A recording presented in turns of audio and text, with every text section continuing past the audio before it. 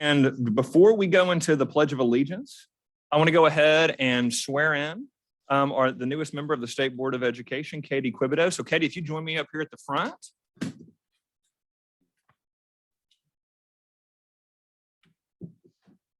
I'm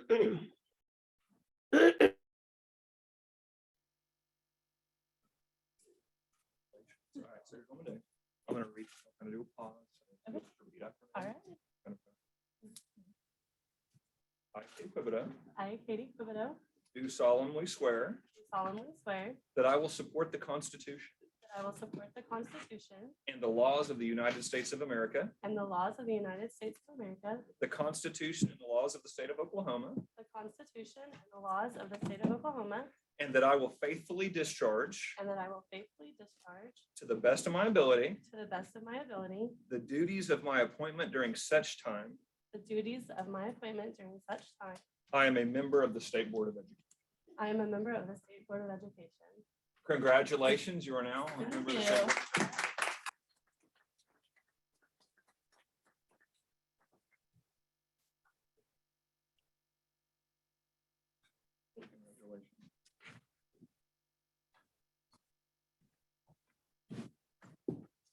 Okay.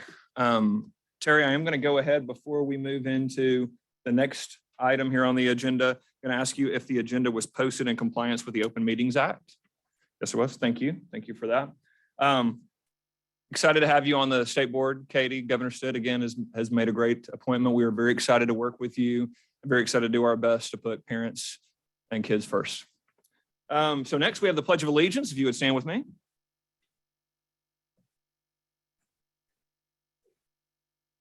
I pledge allegiance to the flag of the United States of America and to the republic for which it stands, one nation, under God, indivisible, with liberty and justice for all. Now we're going to do the Oklahoma flag salute. I salute the flag, symbols of peace unite all. Now I'm going to pray over us. Dear God, I pray that every Oklahoma child is provided an education that gives them every opportunity in life that they deserve. I pray that every parent is involved and treated as the one who knows best for their child as God intended. I pray that every teacher is provided the wisdom and resources to truly impact every child's life for the better. Amen.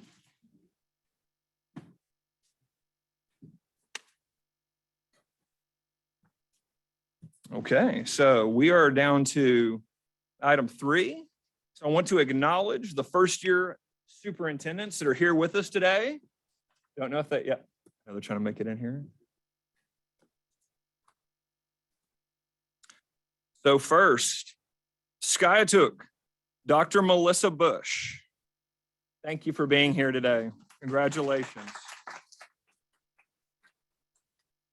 Guyman Superintendent, Dixie Purdy. Good to see you again. Congratulations.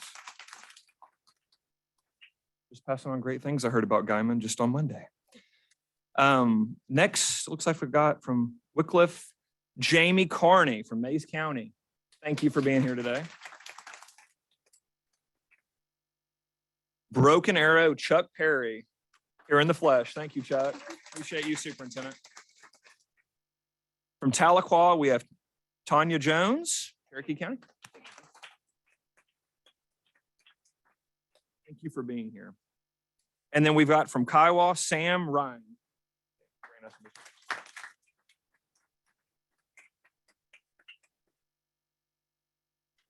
Oh, we got, I apologize. We've got some more on the back here. So we've got from the District of Chelsea, Matt Hagebush. Did I say that right, Matt?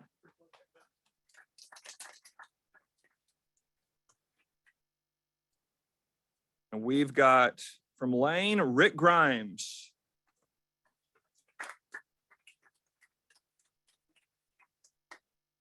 And then we've got from Fox District, Larry Ben. Larry here. I'm sorry. From Fox District, Mark Williams.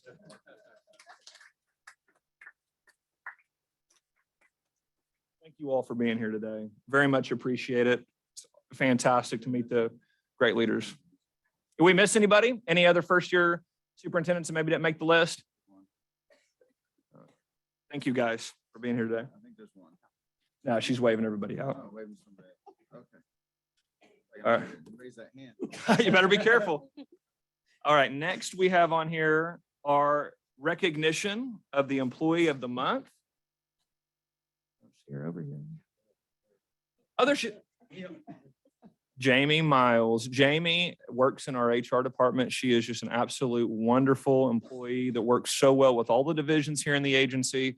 We were inundated with responses recognizing her. We're so very thankful for you, Jamie, and thank you for the time that you have given here for our parents, teachers, and kids here at the agency.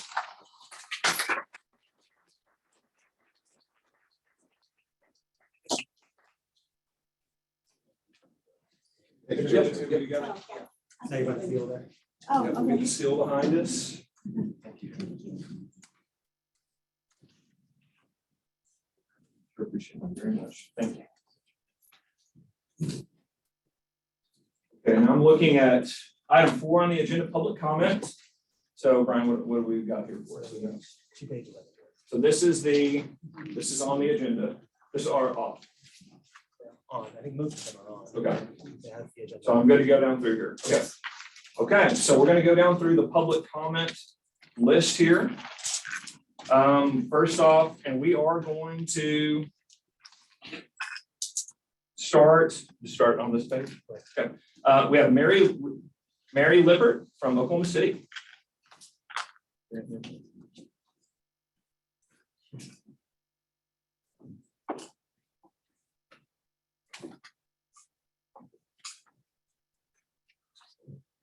Well, I'm not Mary Lippert. She is at the hospital with a daughter having a baby.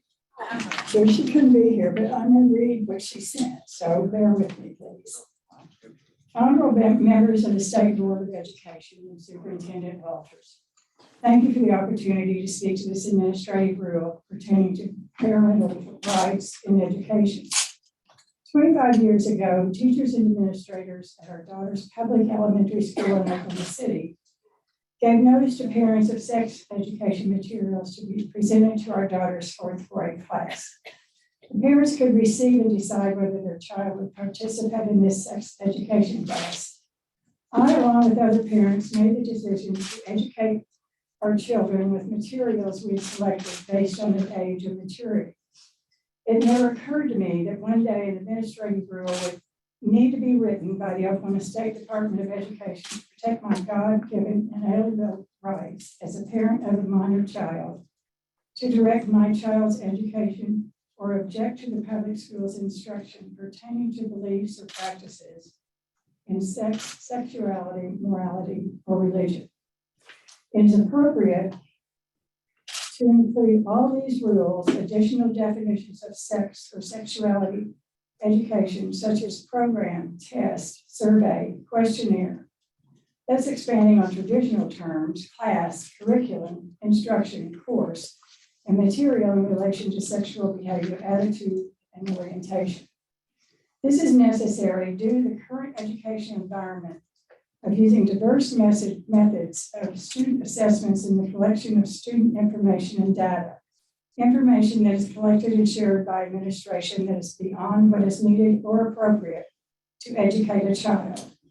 Additionally, parents should be informed if their minor child has gender dysphoria, historical and appropriate term used by medical professionals, and is questioning gender identity so parents or guardians can appropriately address with individual professionally trained to work with minor children.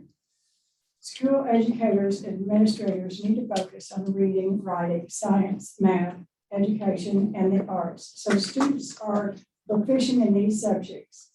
K through 12 teachers should not be expected to manage the mental health of their numerous students. I've been actively engaged in public education for 30 years and attending public school board meetings for over 25 years, in which administration has requested board members to approve alternative certification, adjunct teachers, interns, apprentice of teachers due to the lack of the certified teachers to be employed. all meaning educators that have some experience in the field they are teaching, but have not received instruction in motivation, in classroom management, student psychology, language and literacy development, diverse learners. It is often reported that teachers are leaving the field of education and public schools are finding it hard to recruit and employ true certified teachers. Is it because educators are expected to step into the role of parents or guardians regarding student health, sexuality, mental health in K through 12 education? Could this be a contributing factor to Oklahoma City Public School District student enrollment loss of more than 10,000 students since the beginning of 2018 because the parents believe their parental rights were being usurped? This administrative rule is needed concerning rights of parents and their minor children in Oklahoma City Public Schools. Now to share a quote from Corey Ten Boom, Holocaust survivor. And so seated next to my father in the train compartment, I suddenly asked, "Father, what is sex sin?" He turned to look at me and as always did when answering a question. But to my surprise, he said nothing. At last he stood up, lifting his traveling from the rack over our heads and set it on the floor. "Will you carry it off the train, Corey?" he said. I stood up and tugged at it. It was crammed with the watches and spare parts he had purchased that morning. "It's too heavy," I said. "Yes," he said, "and it would be a pretty poor father who would ask his little girl to carry such a load." Thank you. Yes, ma'am, and I apologize for not describing that better, but yeah, 4 minutes. So that was, we really appreciate your comment. Okay, It's very good. thank you. Thank you very much.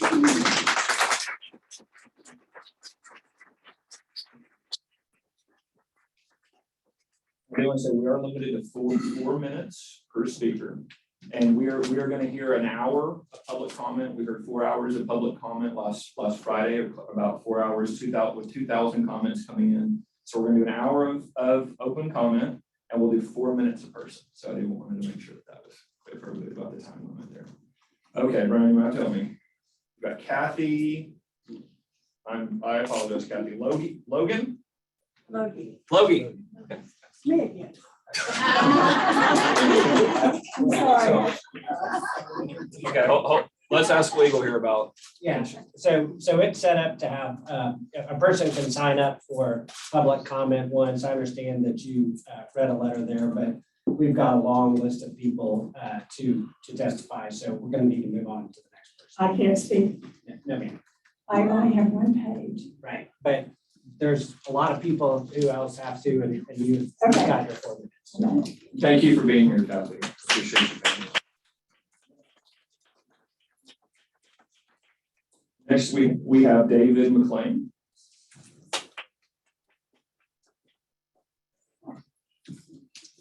Good afternoon, honorable board. It's an honor to be here standing before you today. I want to thank you for your service to our state.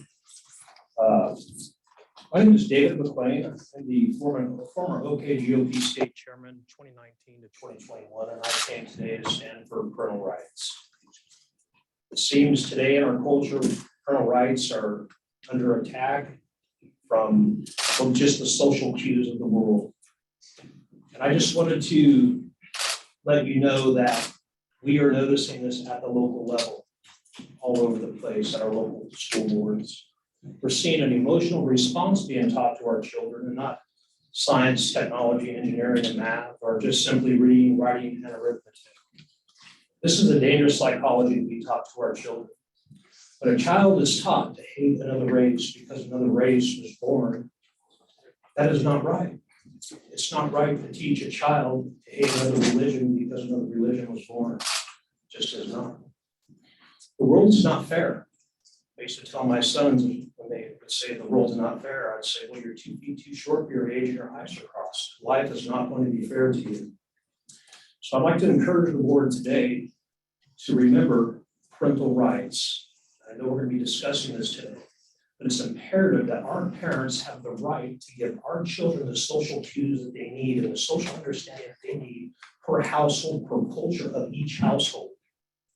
See, when the educational system is not hitting on all 8 cylinders, teaching science, technology, and engineering and math, or that type of psychology, it begins to send social cues to our children that an emotional response at the supper table is acceptable to what the parents are teaching, and that's anti to what the parents are teaching them. So I want you to understand that the local school board, we are noticing these things at the local school board. And we are working to help correct these things at the local school board. So honorable board, again, thank you for your service. Thank you for allowing me to stand here today before you. And thank you for allowing me to bring this very, not simple concern, it's a complicated concern. It's very complicated. It's not easy. It's not easy doing what you folks are called to do. But we would ask you to abide by the law, the rule of law, bring justice to and equity to the local school boards and these children. We have a full obligation to ensure that the psychology of our children is protected. We're seeing in our local libraries books of pedophilia, books that light up the senses in our children that should not be lit up. We're going to get to the bottom of this at the local level, I guarantee you that. That's for sure. So again, honorable board, thank you for your consideration of these comments. May God bless you. And that's all that I have.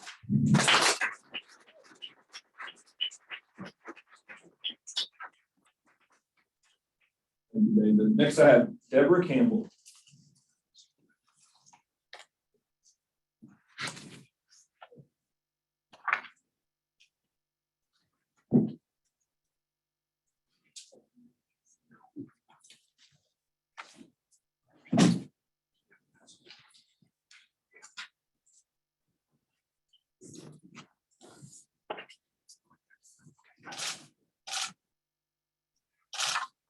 My name is Deborah Campbell.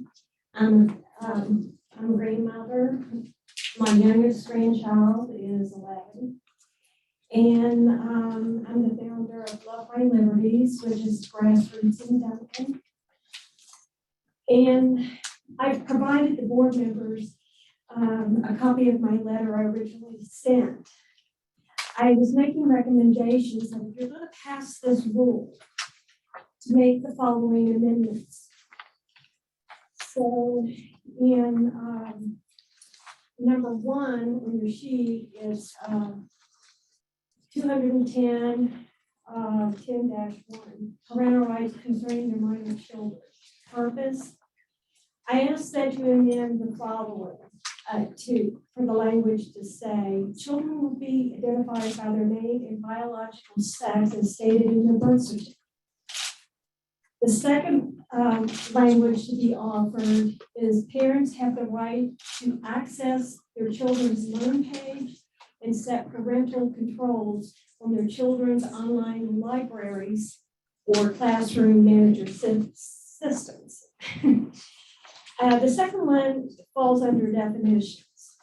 And I suggested that you put in there instruction, tests, surveys, questionnaires, quiz, LGBTQ inclusive curriculum, digital and print resources, ebooks, manipulatives, books, standalone classroom or programs and integrated in course subjects. And I think it's very important for parents to be aware about the integrated portion of this, because these topics can be brought in. We have seen it in Stillwater, where it's integrated into English, social studies, and so forth. And let's see. Then I asked that in section 2D12 under identity information to strike D1 and 2 and replace it with the student's name and biological sex contained in their birth certificate. And then in the last one, under parental rights, sex or sexuality education in their children, I suggested that it should read, prior to school opening, in advance written notice, including an opt-in form materially similar to the one described in Title 25, Section 2003. And then it goes through the other citation. And then adding the language, LGBTQ inclusive curriculum, online resources, digital curriculum, hard copies also applies where any sex or sexuality education materials, LGBTQ inclusive curriculum is integrated into the core subject. So basically, the opt-in form would apply to this information for parents. Because you've had, not you as the current board members, but you've got years of this opt-out option for parents, and it does not work. They're not giving parents enough time to review materials, to understand what's going on. So my suggestion is if you're going to have sex education in the schools, then prior to school opening, you need to allow these parents to make an appointment, go through the materials, and make an informed decision. They also need to know who's teaching this information. Is my time up? Okay, thank you.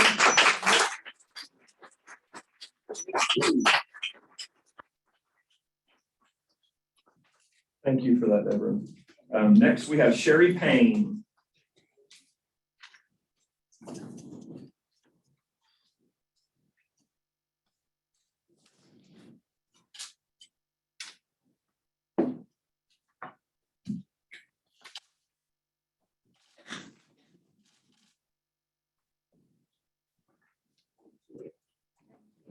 I don't think I'm nearly as well prepared as those I've heard speak. I just want to speak from my heart. Sorry. I'm just going to speak from my heart. I really was not even aware of this until a couple of days ago, but as soon as I heard about what was being considered, I felt that I needed to come. My understanding is you're looking at protecting our children from pornography in our school libraries. I'm a grandmother and a former teacher, and I can remember a time when this didn't even come up. It wasn't even an issue. But it's here, and so I just wanted to speak up to say, well, of course, I think our job as adults in this community, as parents and grandparents and teachers, is to protect our children, to protect their innocence. To teach them right from wrong, to teach them the basics. I honestly don't believe it's the job of the public school system to teach them any area of sex education. I think that should be left to the parents. So I'm here just to say, yes, I appreciate what you're doing. I appreciate your prayer, Superintendent Walters. I appreciate your opening prayer, and that gives me hope and courage to know you're thinking that way and opening our meetings that way. And I think we should, our duty is to train up children in the way they should go. And God has given us that authority and that responsibility. And the ideal situation to me is for the parents and teachers to truly love those children, work together to train the children. And I was in education long enough to see, yes, there are some parents that don't, maybe are not completely knowledgeable and not always doing what's best for their children, but we work together as a team. We don't just say, well, the parents don't know what they're doing, we know what's better, and take that from them. We cannot do that. We just need to work together, trust each other, and work together as a team to teach those children and to protect them and do what's truly right. I'll let someone else have the rest of my time. Thank you for listening.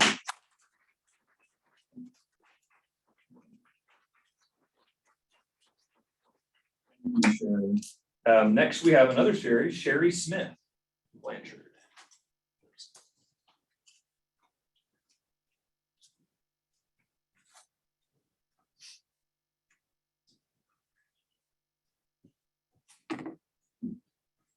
Thank you for letting us speak today. I just would like to say that. Okay. And as parents and teachers, we're in a partnership to educate our children. We need open dialogue, not divisive rhetoric. I feel that groomer methodology separates children from their parents. We are made in God's image and children are a gift from God. Let parents do their job and let teachers teach academics. Thanks.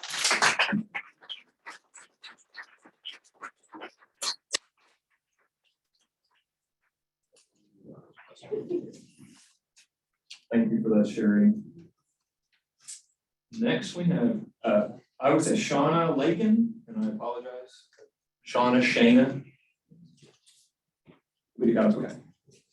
I'm sorry. No, you got it first time. Okay, thanks. Which is really impressive. Thank you.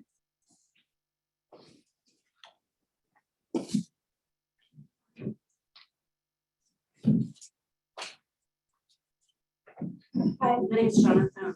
I'm a huge supporter of schools and the education system. My mom was a librarian, my sister's a kindergarten teacher, and I would be terrible at their job. I believe in teachers being supported by parents and vice versa, but I do think we need to work together to raise and protect our children. I'm here as a parent, not as a representative of a professional organization, but I have 17 years in law enforcement and unfortunately seen too many bad things happen to children. I've worked closely with DHS and currently work with offender registration. My biggest concern with the keeping information from parents regarding their children.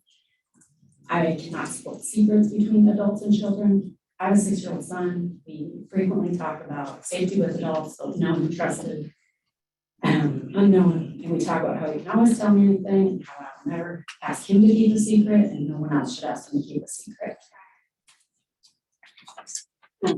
I think, especially with younger kids, it's much too confusing and ask them, they don't know what's okay and what's not, and it's our job to protect them.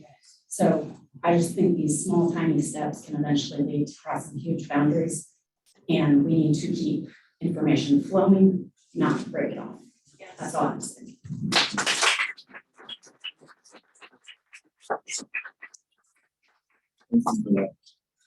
Next, we have Erica Wright from Noble.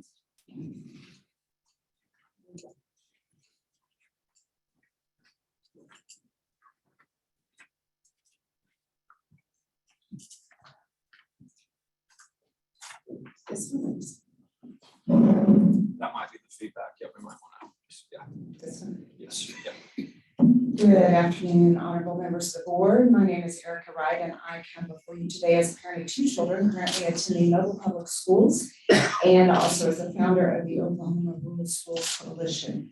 I am here today to speak in opposition of these rules on today's agenda regarding school library media and parental rights. Now, for clarification, I am not speaking in opposition of these rules because I want to promote pornography to children, nor am I here because I don't believe that parents should have rights. That's ludicrous. I think we're all on the same page here.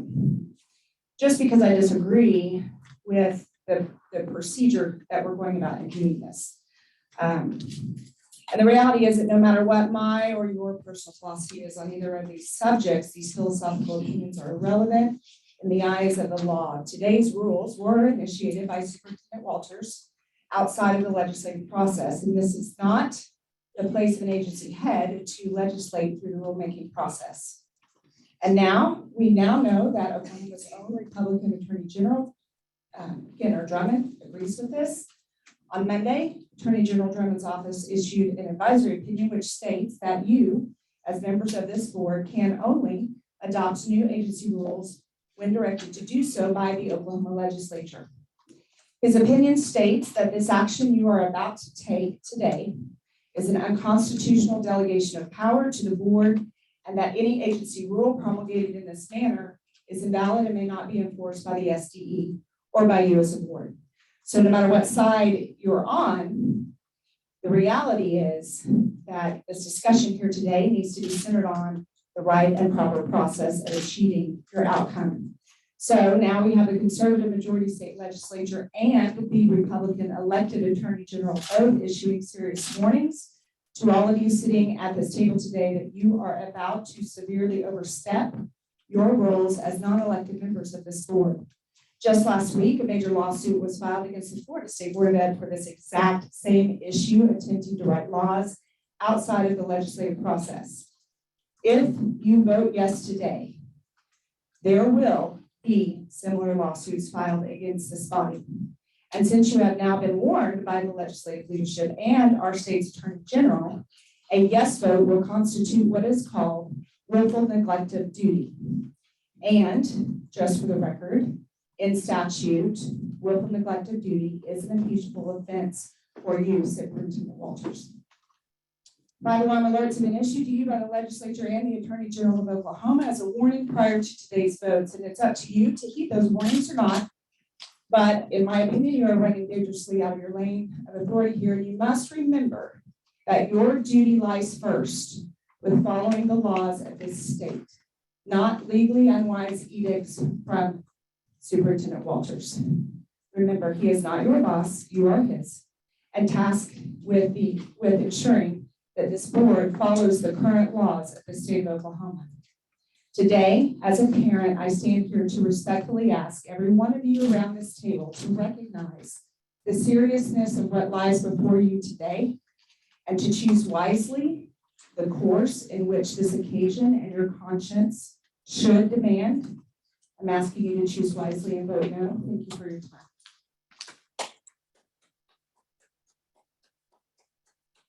Thank you for being here, Erica. Next, we have Dean Kleinahan. I'm sorry. I'm trying to mess that one up. Do we have Dean here? Dean's here. Great.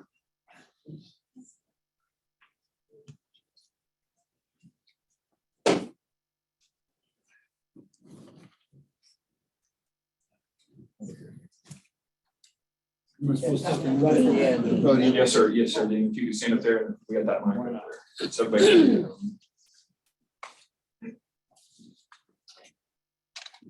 Dean Kleinahan out of Tulsa, Oklahoma. I'd like to address the topic of parental rights regarding minor children. That about covers everybody in public education. In this country, we've had quite a rift lately for some years now of parental rights being taken away from them by the school boards, maybe the principals of some of the schools. And it's usually to hide an agenda that is not healthy for minors. For instance, the push to get children to change their sexual identity, become a trans, is absolutely despicable.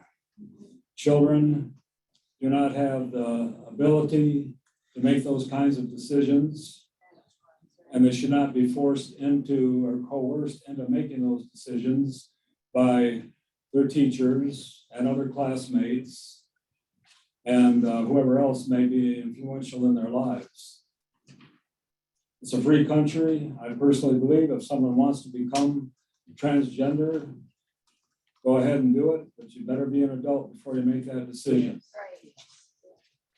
Out in Washington, D.C., we've had testimony recently of children, of actually young adults who transitioned over as children, and they did that without their parents knowing what was going on. Back to that parental rights. And they transitioned over, and years later, they wish they had not done that. They realized it was a bad decision, but they talked about being coerced, lied to, deceived, and they're hurt by it, and their lives will never return to normal. They will deal with it for the rest of their lives. Parents are put on this earth to protect their children. That's our number one thing, is to protect our families, especially our children. And that means we have to know what's going on in the public schools. We need to know what they're being taught, how they're being taught. We need to have the right to come into a classroom and sit and observe. And if we don't have those rights, then we cannot protect our children. And that's a must.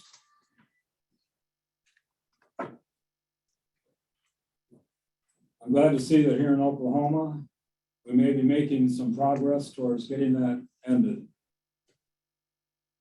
Children should be able to go to school. It should be a safe place. They should not be misled and coerced into doing something that they will regret the rest of their lives. Thank you.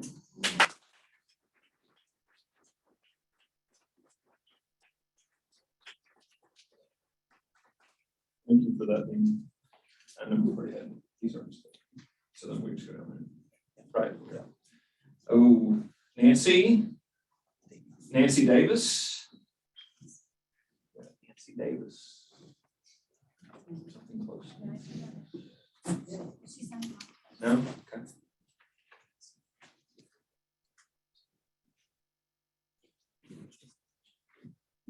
My name's Nancy Davis, and I put my name on the wrong list, but I have plenty to say. Our children are being mutilated, our children are being misdirected, and our children are not taught. Oklahoma and the United States children are not anywhere near equipped for education, for a job, or anything else. Other countries are coming above what our children are being taught. Our children are just we're wasting our time and our money spending on all these idiotic things other than Matthew, reading, writing, and arithmetic. We need to get back to the basics.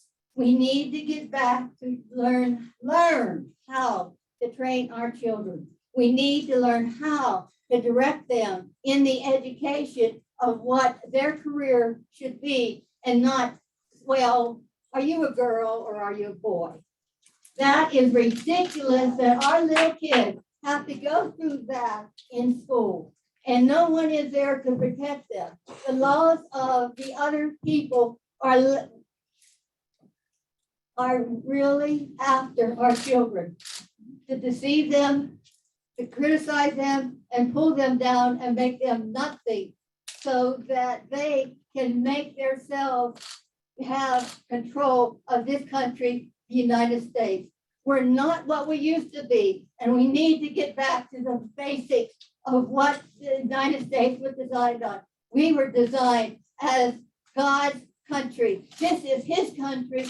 Jesus Christ is the one that is in this country, and we need to follow him and not be put down by all the other people who think that they know what they're doing. We need to realize the truth, and we need to realize what the lies are and back the truth.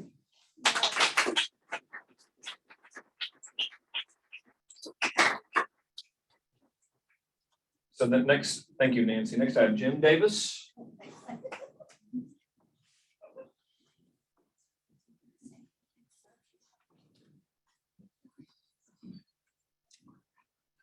You learn a lot, of course, I'm a Bible believing Christian, and the reality is you can see the degradation not only of our country, Christian values, godly values, things that we should be raising, not only children, but adults and the whole society.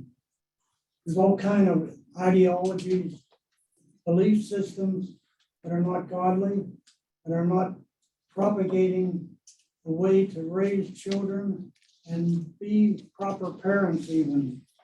I think training for parents and adults and helping that in conjunction with the school and being involved in these type of meetings. We're now learning what they're training our children about and sexual values and all the other things. And are they appointed there for that subject or not? If they are, we learn to well better be leaving and attending these meetings and supporting what's good and pulling down those strongholds that are not. Because a lot's at stake. And when you're talking about children, we're talking about our children, grandchildren, all that are involved in that need to be involved in what is being propagated and taught in our culture, because the evil times are taking over if we don't do something about it.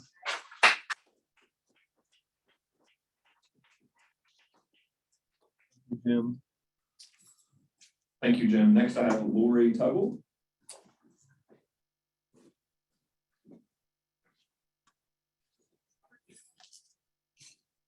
I didn't expect you to get to the, not on the agenda group yet. My name is Lori Tuggle, and I want to thank you, Superintendent Walters, for stepping up, because I know this job.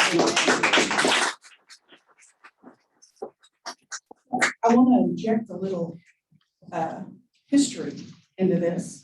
I don't know how many of us in this room, it looks like probably a lot of us remember Joseph Stalin and his statement that America is like a healthy body. Its resistance is threefold. It's patriotism, it's morality, and it's spiritual life.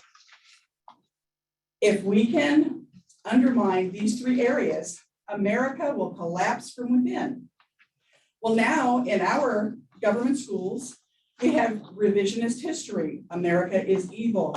We are destroying patriotism.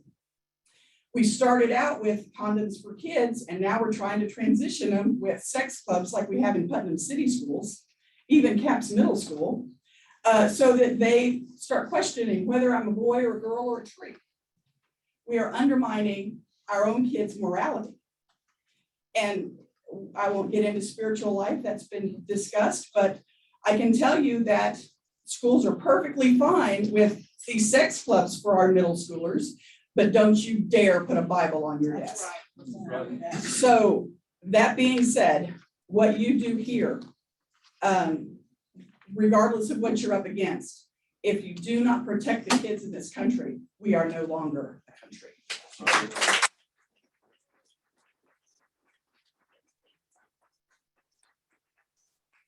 Thank you for that, Lori.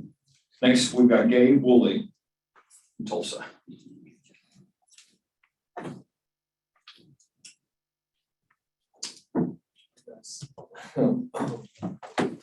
I didn't skip school. I had a PTO day that I decided to use. I teach in Tulsa Public Schools, 4th grade. I just wanted to sort of give a perspective from my experience as an educator. This is my 8th year in the classroom. I worked all throughout the state of Oklahoma. Tulsa's home. I came back and felt the need to be there and to work in Tulsa Public Schools. I agree with many things that have been said here today. I think it needs to be opt out or opt in to sex education versus opt out. I don't agree with a lot of these agendas that are being pushed, and I will say from my personal experience, a lot of these agendas are coming in from partnerships districts are making, not always just directly from the district. I worked for an education-based nonprofit in Tulsa, and that's how I became an educator. And the operation and the basis of this organization is, under the guise of inclusivity and diversity, which, take those words back to what they originally are, those are great things. I think it's been taken a step too far. The professional development, the education, culture, and just the culture and the environment of these nonprofits sort of take time and investor, and then they are paired with Tulsa Public Schools, and that's how it's coming into Tulsa Public Schools. And in my experience working with this organization, I kind of stumbled across it when I was 19 years old. I had a great opportunity to learn from within the classroom, and I'm grateful for that. But I no longer recommend people to this organization that I worked for when I started to see how it was infiltrating the classroom. I used to almost recruit for this organization, actually, because I personally had a good experience with it. But I can't do that anymore, knowing what's being hand delivered to my students through the members of this organization that are paired with teachers in the classroom. So I just wanted there to be some knowledge out there that there are things coming in, good and bad, that are coming in from the state and from the district, but there also are these partnerships that states and districts are making. And there's strings attached to those partnerships. And there are agendas attached to those partnerships. So I just wanted to let you know about that from my perspective again. So I teach reading and social studies, and there really isn't a lot of time to be incorporating a lot of other things that seem to be wanting to make their way into the curriculum or into the day. Just for example, I have students from 8:45 to 10 and 10:45 to 11. And so that's about 2 hours. And I only got 1 hour of teaching in yesterday, actual curriculum, actual reading, and actual social studies. So I don't really think that we have room to be adding more on top of the pile or other agendas or be incorporating them into what we're doing. We'd like to get through our story and our vocabulary first. And the last thing that I'll say, I wasn't really prepared, for this. I just signed in at the door. And I just want to say, my students are important and they already have an identity. They don't need a new one. Their identity is with their family, the family that they were born into, and I love that about them, and I love the diversity that already naturally brings to the classroom. And we have a good time learning from our different perspectives already, just as they are. I don't think that we really need to be injecting more agendas into the classroom and wasting their time, because my students' time is valuable. So.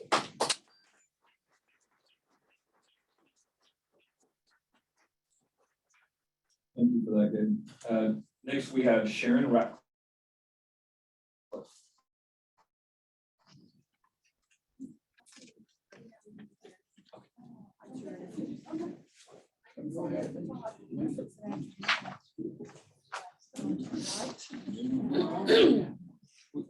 You don't have to. That was for public comments. So you don't. I just want to say thank you. I appreciate you all and what you're doing. I'm a grandparent, I'm a teacher, former teacher. And we need you guys to do what you know you need to do. What our students need to learn the reading, the writing, the arithmetic. We need to stay out of parents' business. Unless you see a child that, and this is a neuro subject, being injured at home, that's when we intervene. And that's pretty much all we can do. Thank you.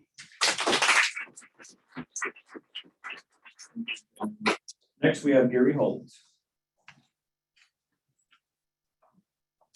Morning, sir. Honorable Board, Superintendent Walters. You may remember me from last month. I spoke here very briefly. I got distracted. I apologize for that. And I totally got off message. I just like to come here and maybe present a little more coherent message today. For anyone taking notes, my name is Gary Holt, H-O-L-T. My complaint is against, there was a teacher, it's been some time ago now, he tried to injure a student. That student was my daughter. It's basically, just suffice to say, not these people at this table, or sir, you inherited this issue, but there's members of the staff that's been involved with it from the very beginning. I'd like it reviewed. That's the issue. Who is it? What is the issue? The issue is the teacher is Kenny White. Teaching certificate number 159519. He teaches at Tishomingo Public Schools. Okay, what did he do that is so bad? In his capacity as a high school girls basketball coach, a number of years ago now, I'll circle back on this. He did in a premeditated fashion, orchestrate, direct, and ultimately demand his player throw a basketball into the face of an opposing player, my daughter. If you have kids, perk up and listen a little bit, please. Not just that, with the intention of causing great bodily harm. As a matter of fact, his instruction was make it look like a pass and break her nose. Okay, that's it. These aren't facts. I mean, they are facts. It's not speculation. It's well documented. I have single-handedly drugged this thing into the light. It's documented with his own players, signed affidavits, sworn statements, video evidence. Two of the young ladies were courageous enough to even go on ESPN and provide an interview on ESPN. How courageous is that, two young ladies with the coach all the while bluffing? What I'm asking here today, this was brought to the attention of the staff at that time. Many of those members are still here. It's never been adjudicated. Certainly not been done in the light. I have very simple questions that should have very simple answers. You answer those, I'm in the wrong. Tell me to pound sand. Whatever your answer is, the answer is less important than that there is an answer. So this individual, when the heat got hot, he quietly resigned in Oklahoma, went across the border, taught, coached in North Texas for a period of time, then quietly snuck back into Oklahoma with no record, no record whatsoever of this act of moral turpitude. Does that surprise anyone in this room? I bet it doesn't. I bet it doesn't if you're being honest. I've done the work, I've got the documentation, I can support all these claims. So just have your staff reach out and adjudicate this on the record. In closing, sir, I'll just ask you this, or I will say this, and honorable board, but sir, you inherited this issue, I know it. Let's just quickly wrap up. Thank you, I love what you guys are doing, I'm a staunch supporter. Not continuing to duck on Mr. Piper. He's a nice guy, I'm sure he's very good at many things. He's not good at this part of the job. He doesn't have the courage to manage the profession. I ask you, sir, loan him a little bit of your courage. Direct him to look at this, reach out to me. He can't do it on his own, the boss needs to tell him. Let's resolve this, please. Thank you, Mr. Wall. Next, we have Daryl Romine from Stillwater.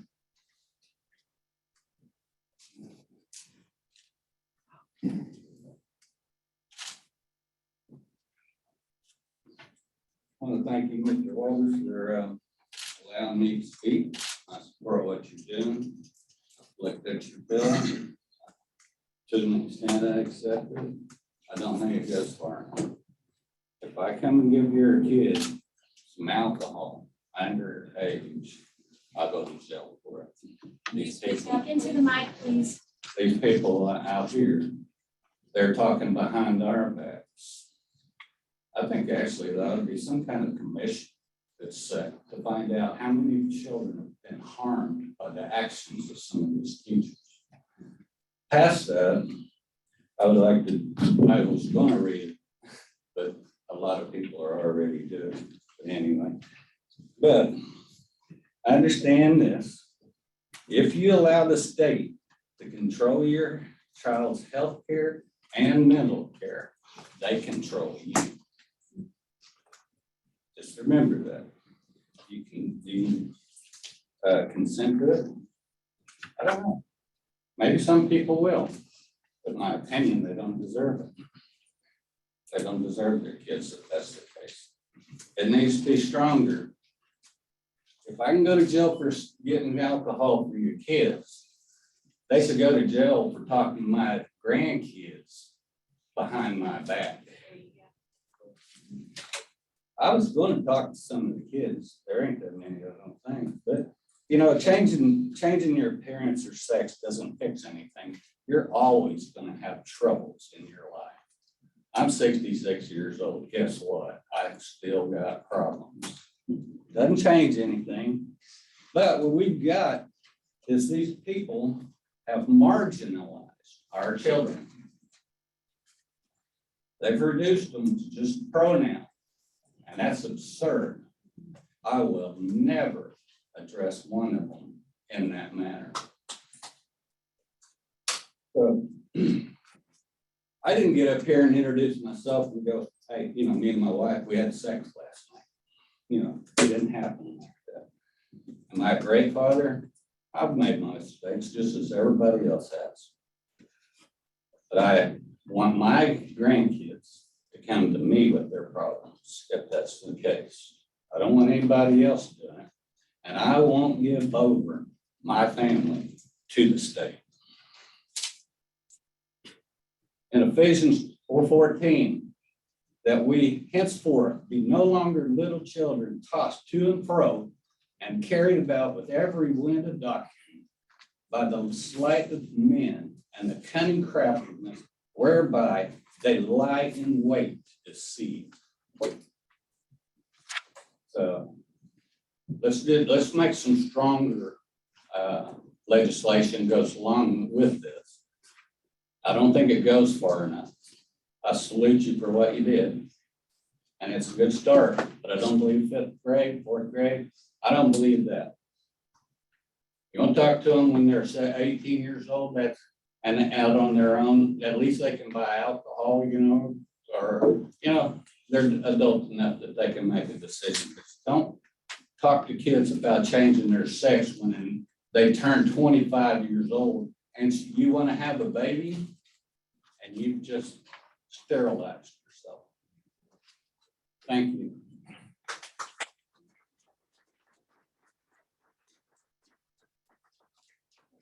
Thank you, Daryl.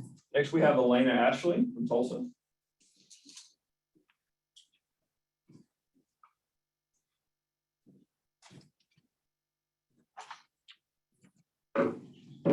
Thank you.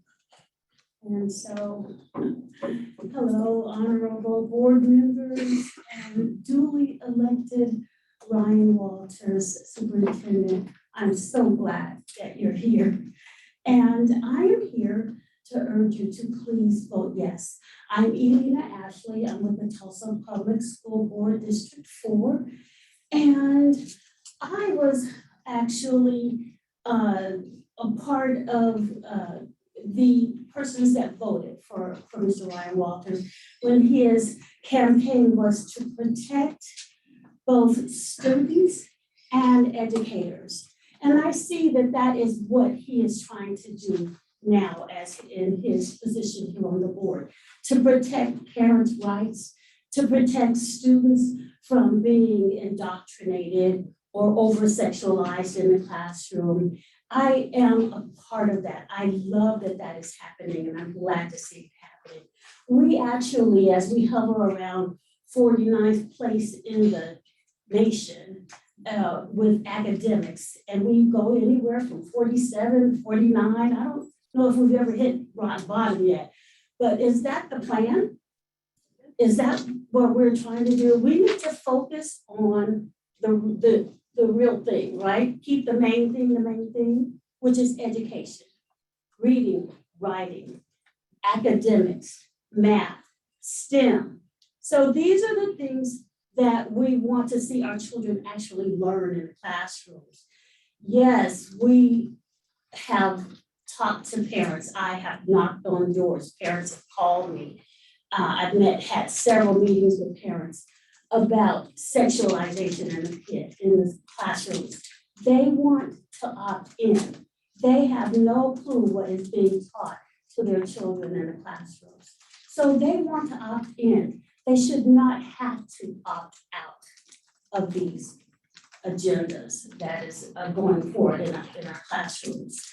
You know, when children try to stand up for themselves and parents try to stand for their kids, I'm getting so many phone calls about them both, parents and students, being bullied.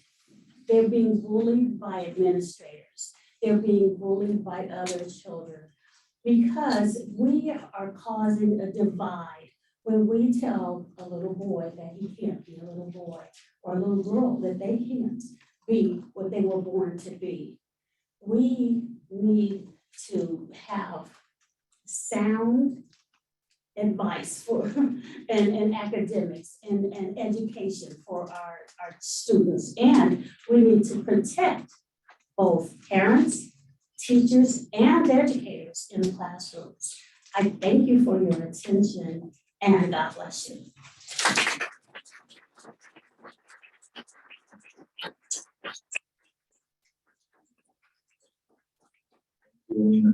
Next, we have Sherry Smith from Blanchard.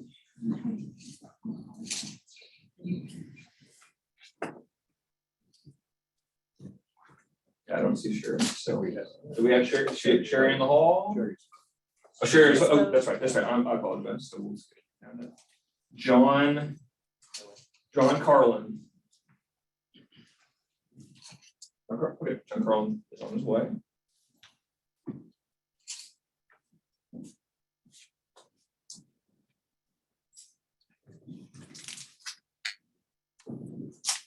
Thank you. Thank you for providing this opportunity. I'm not sure that the board here is quite aware of a lot of people they've been listening to. And I would like to address that because I don't think a organization based in another state should be coming to Oklahoma and trying to dictate to you how to run Oklahoma schools, but that's exactly what they're doing.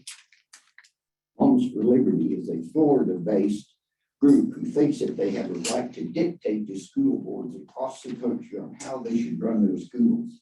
They set up chapters in other states to give the impression that they are local and a grassroots organization who advocates for parental rights. In reality, they are just using global parents as pawns in advancing a radical far-right agenda. In reality, they are affiliated with and benefit from extreme right-wing funding and political figures. This well-connected partisan group is opportunistically manufacturing outrage and selling it to parents under the guise of empowerment. As far as I'm concerned, people who lie have no grounds to claim any morality.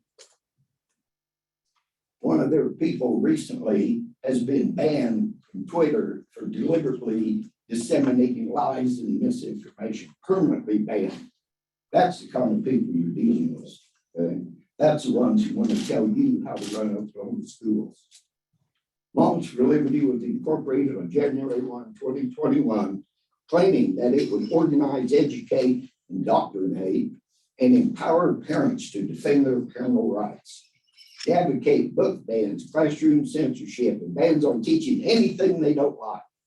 Moms for Liberty's founders and founding chapter have strong ties to national anti-LGBTQ groups, including the ultra-conservative Koch brothers funded Heritage Foundation, and all of Mom's founders are Republicans. Bridget Ziegler, Tina Destrovich, Tiffany Justice, Marie Rogerson. They advocate modifying classroom curriculum to exclude anything they don't like in the name of parental rights, regardless of the damage to the kids' education. If they had their way, Moms for Liberty would turn our children into ignorant religious bigots and unleash what theologian Howard Thurman called the three hounds of hell on our children: fear, hate, and hypocrisy. But that seems to be all they're capable of espousing. Thank you.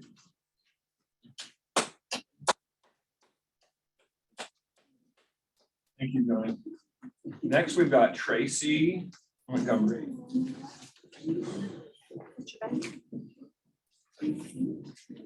Your briefing, sir.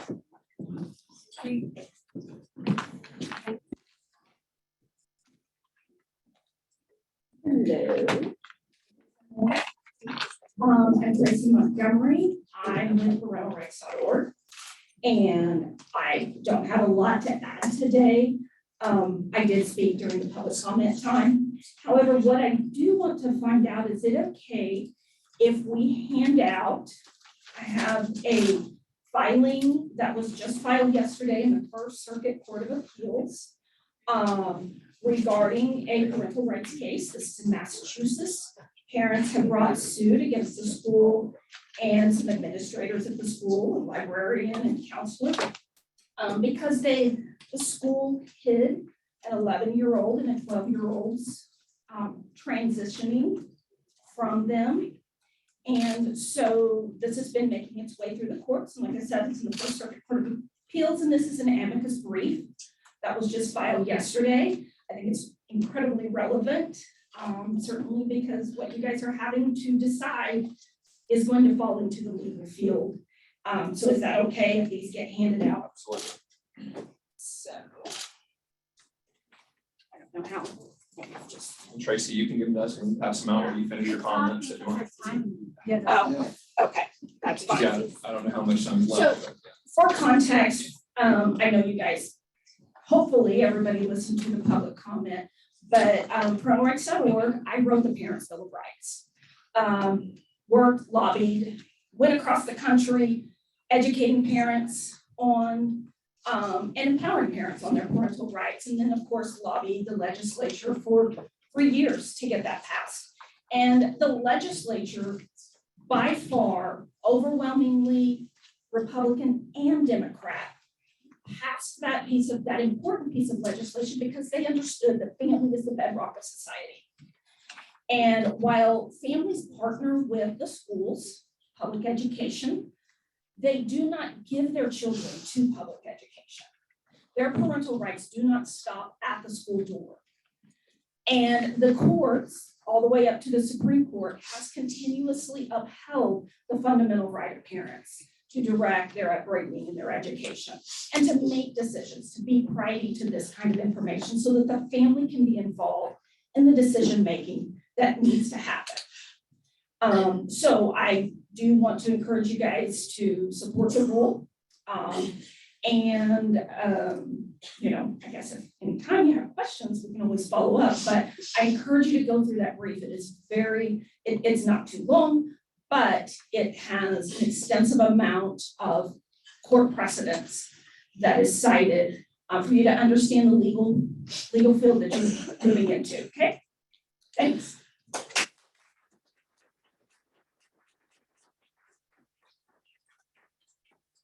Thank you, Tracy. We've got Craig Evans next on the list here.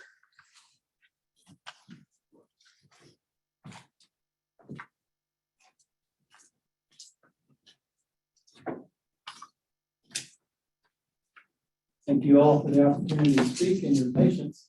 Listening to a lot of us. My name is Craig Evans. I'm a retired family physician from Edmond. And I'm here to talk about schools, transgender affirmation, and parents. It's really a critical issue. When I'm talking about affirmation here, that does not mean we are kind and treat people the way we would want to be treated. It means school actually assists in moving towards social affirmation and medical affirmation, including puberty blockers, cross-sex hormones, and surgery. And we know that's true because the NEA has a booklet called Schools in Transition that outlines that, giving lessons plans how to do that, even if parents disagree. Even if parents disagree. The American School Counselor Association, ASCA, agrees with that approach. And here's the problem. They're trying to affirm something that is not firm. Let me give you a little medical information that I think is really, really important. There's a Dr. Kenneth Zucker of Toronto, Canada, and he's seen hundreds of gender dysphoric patients over the last 30 or 40 years. What he did was provide supportive care to help with anxiety, depression, and childhood trauma.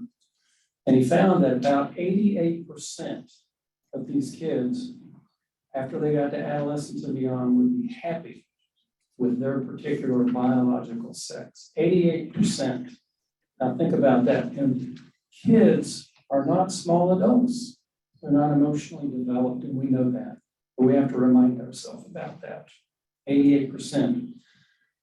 The Karolinska Institute of Sweden. Sweden is, of course, often more liberal than we are in moving towards certain avenues.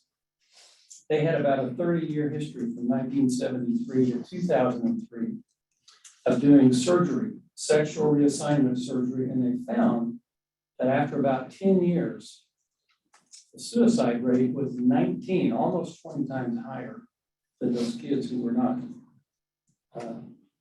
surgerized, as you want to call it that. Well, in May of 2016, citing this data, a Dr. Paul McHugh, who has worked with gender dysphoric patients for 30 or 40 years, stated, given that close to 80% of such children would abandon their confusion, their gender dysphoria confusion, and grow naturally into adult life if left untreated, these medical interventions come close to child abuse. So this data suggests that gender dysphoria is mostly not a lifelong confusion, and that intervening is not life-saving, and that's critical to know. So about parents, parents are the ones who will be with them through this whole struggle. So the idea of holding information back from parents is critically wrong, and I believe that from the medical standpoint too. So I appreciate your time and your consideration. It will require resistance against the national pressure and the culture. So you all will have to make decisions about what you agree to do. So I appreciate your listening. And thank you very much.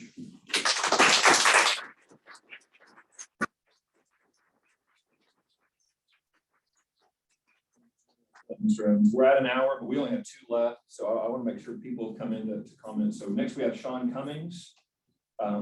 Next up, Sean's with us.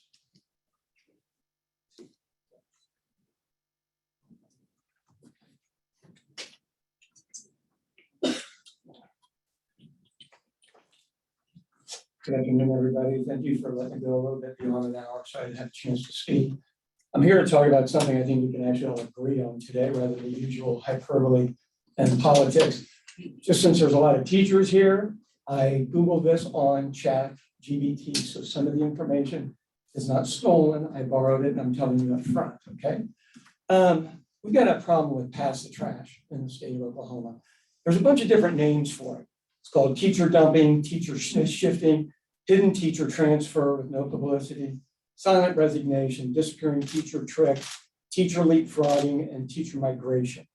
Okay, as of right now, we've got different investigations going on. Ringgold, Hinton, Mustang, Westmore, McLeod. Those are just a start of the laundry list of many abuse allegations, not proven abuse allegations. How the State Department of Education does not have an investigation arm so you can be familiar with who is being investigated, how many times they've been investigated, a database of people that have been convicted, but yet are still getting passed on to other places. How does this not happen? You are the body that can put this on the agenda for your next meeting and get a security force of your own. When you bring in the OSBI, that's great. They do a great job. They're not part of the arm of the school that could do immediate action. And that's what we need to see as parents and citizens, is immediate removal of people that are really doing the indoctrination, the pedophilia, the molestations, the rapes, and everything else. Right. It's a very logical, easy to understand arm to you. Please consider it for your next meeting, putting it on the agenda. Let's at least get a vote on it. Let's find out why we're not doing it, if not for why. Thank you very much. Appreciate your time. Thank you, Sean. Next, we have Kathy Connor, last on the list. Kathy Connor. Oh, did she? Okay. So we've made it through public comment, and I want to say, I don't think we can do that. I don't see Nicole on here. Let's see. She signed the wrong list. Okay, let's make sure we got. Sorry about that, Nicole. She signed this. Okay, we'll do. Yep, Nicole. Thanks, Nicole. We have Nicole McAfee.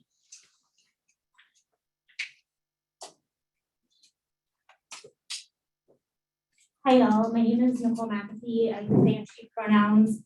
I'm here to speak today as someone who lives in Oklahoma and is a queer non-binary person, because as much as these rules talk about the rights of parents, we don't talk about the queer and trans kids who are impacted by the possibility of these rules moving. I'll note that there's been discussion already about the fact that these should go through the legislative process, and that when a similar forced outing rule was pushed through the legislature before, even for a Republican supermajority, that was considered a bridge too far and it didn't advance. Because kids will die if this rule is pushed forward.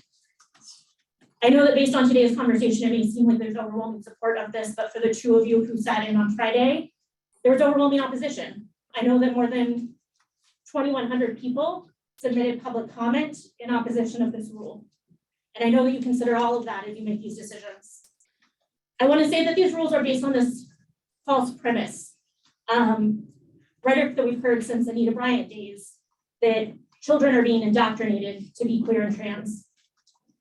And that's not true. And I can say that as a person who grew up in a small town, who graduated from a public school with a class of 14 people, who has my American FFA degree and was a national FFA delegate, who graduated from Texas A&M and Oklahoma State, and stands here before you still very queer and very trans.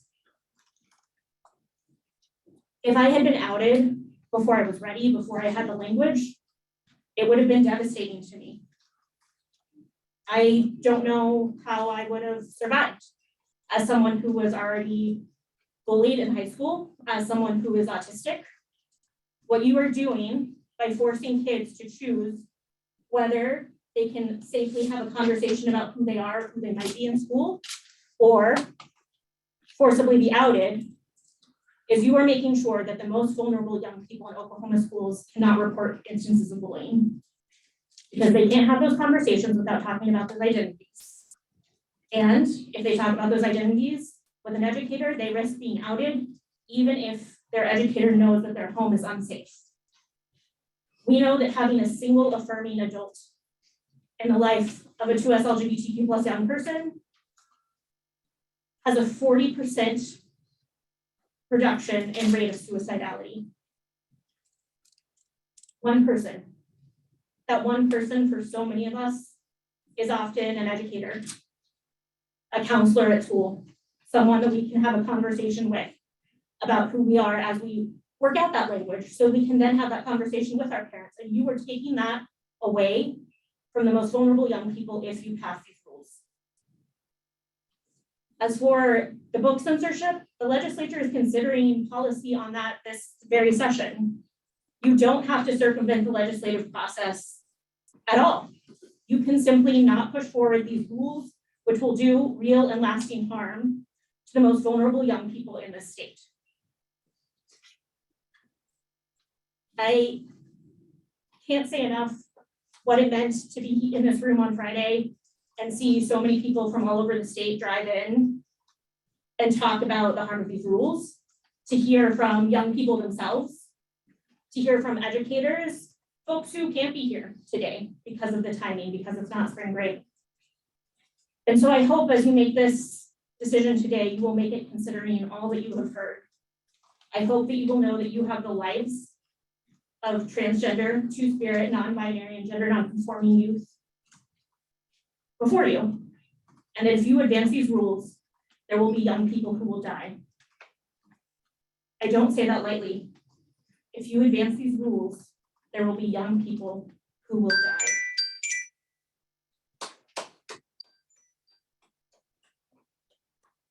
Thank you, Nicole. Thank you for your patience. Let me see. Back over the agenda there. Okay, so that's it for public comment. So next section, we have information from me. So I'm going to go ahead and get started into that. As you all have heard, a lot of the public comments are around parents, and I want to thank everyone. I know our hallway is filled all the way down there. Thank you so much for caring so deeply about our kids that you're here today.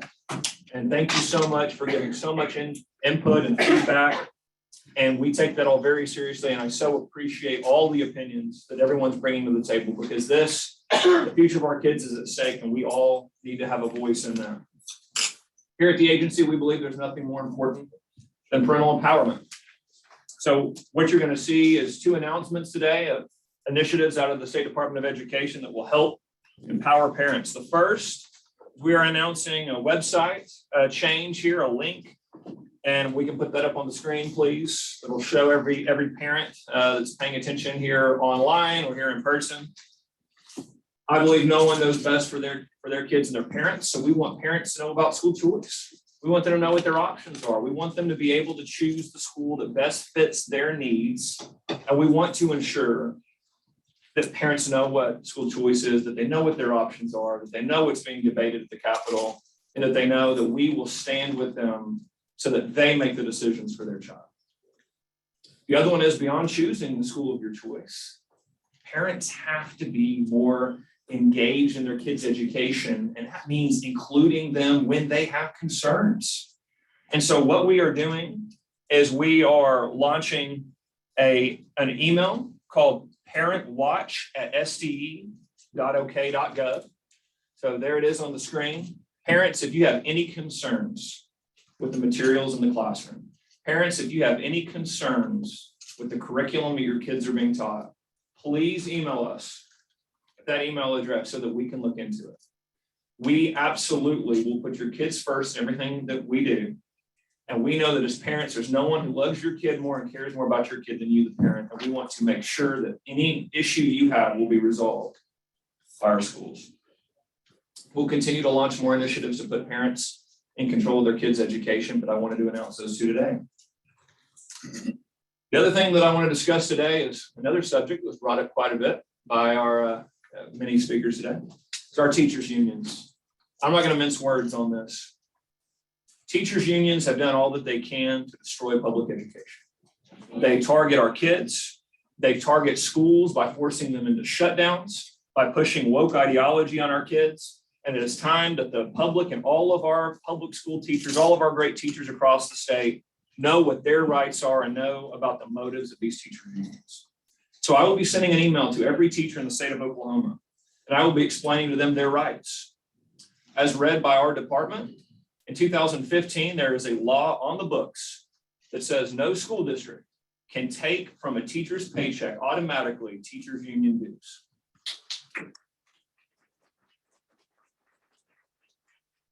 In our reading of that law, we will move to ensure that every teacher does not have automatic deductions from their paychecks. If they want to join a teachers' union, that's their prerogative to do that, but they will not have the state agencies and state workers take that money from their paychecks.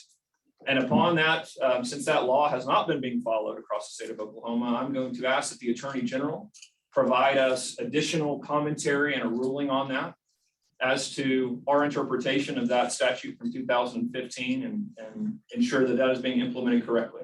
But until we're told otherwise, we are going to implement that law and ensure that teachers' unions are not intimidating teachers into taking money from them.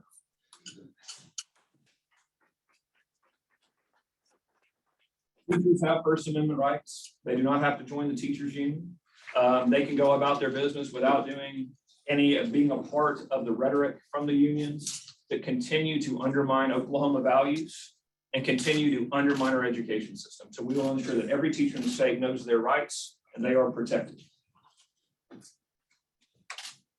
I have one more thing to discuss today, and I want to give a little warning first. If you are squeamish, if you are easily offended, I'm going to give you a moment here to leave the room, to shut down your computer screen, and to step away for a second. Because what we're about to discuss is going to be some of the most disgusting, inappropriate material that I've come across.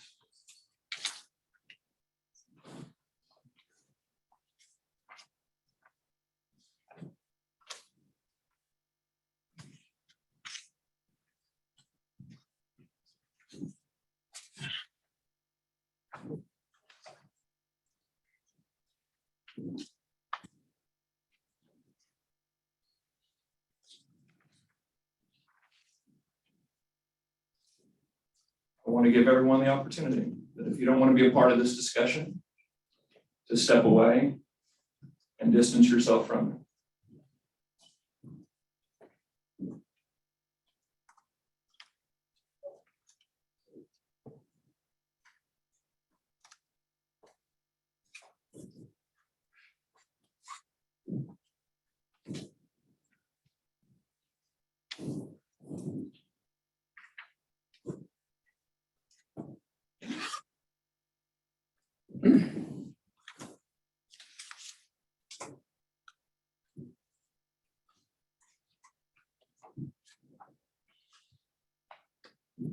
I'll give one last warning for anyone else who would like to step out of the room or move away as this discussion will begin.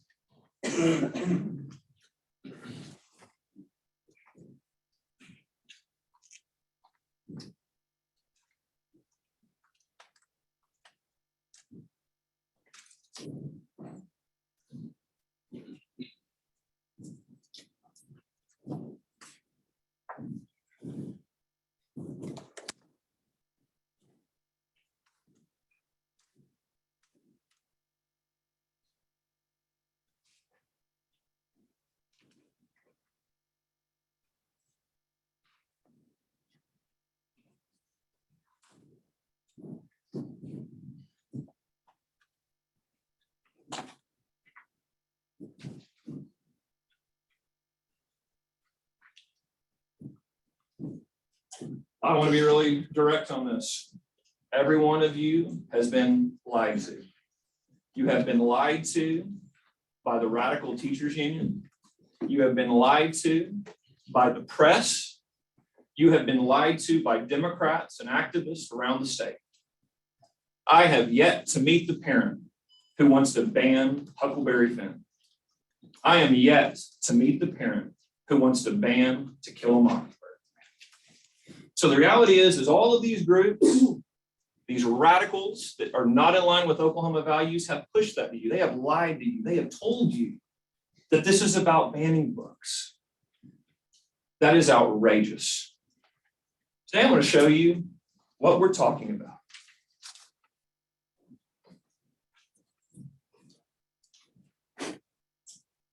This is the material that is in public schools across the state. What we have seen as activists in the Biden administration, our teachers' unions, and the press tell you these things aren't in our schools. This is an attack not only on your children, it's an attack on your family, on the values of this country, and the values of this state. Right. I don't care if this was just in one classroom in the state. That is inappropriate for any child in the state of Oklahoma to have in their school libraries. Parents are under attack. Our values are under attack. And we have some elected Republicans attacking me for saying that I will not stand for this material to be in our schools.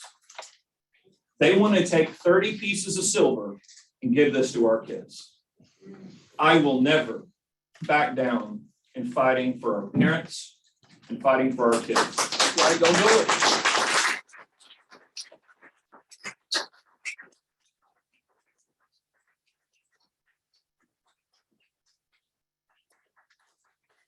On my watch, this material will not be allowed in our public schools.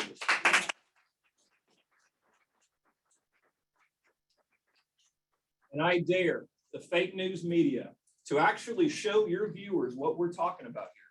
Instead of claiming that we're for banning books and banning materials in our school districts, why don't you show your viewers tonight live on TV the images and look at the narrative that is in some of this literature that we're talking about banning. I challenge you to do so that we can have an honest conversation. But the reality is right here in this agency, we will not allow this in our schools. We will continue to take these messages directly to you, the parents. We will continue to do all that we can to empower you and ensure that our schools are focused on the basics so that your kids have a great education. That's what Oklahomans want for their kids. They want kids to be empowered and they want kids to be prepared for the workforce, not become a target of radical woke indoctrination from the minds of Joe Biden, George Soros, and every other woke radical in the country. We will not allow it here in this agency.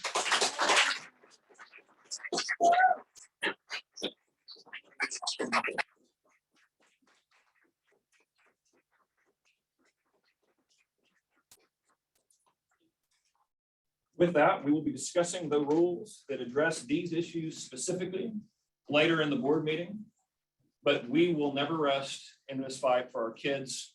It's too important. We will not back down from it.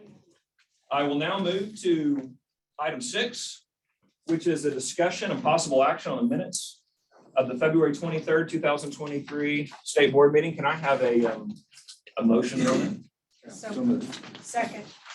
Motion and seconded there. So do you mind giving us a roll call? Mr. Smith. Aye. Mr. Burdick. Aye. Ms. Lupack. Aye. Ms. Boucher. Aye. Ms. Wesson. Aye. Ms. Reynolds. Aye. Superintendent Walters. Aye. Minutes are approved. Let's move on to item number 6. This is a consent docket and we will need an action on this. Item 7, A through C, move to approve. Second. We have a motion. We have a second to approve these items. Sorry, Mr. Yes, ma'am. We're ready for roll call. Mr. Smith. Aye. Mr. Burdick. Aye. Ms. Lupack. Aye. Ms. Lupack. Aye. Ms. Wesson. Aye. Ms. Rand. Aye. Yes, ma'am. If I could, just real quick, I just wanted to say thanks to Ryan Piper, always helping late working on these consent items. Thank you. Yeah, appreciate the updating the board and keeping them in the loop on all those consent items. Next on agenda item number 8, we have legal services. Brian Cleveland will present this for us.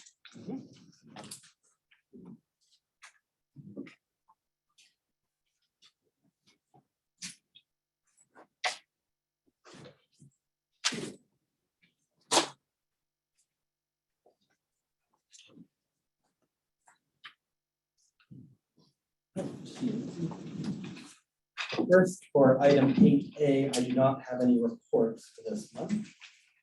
So proceed right to item 8B.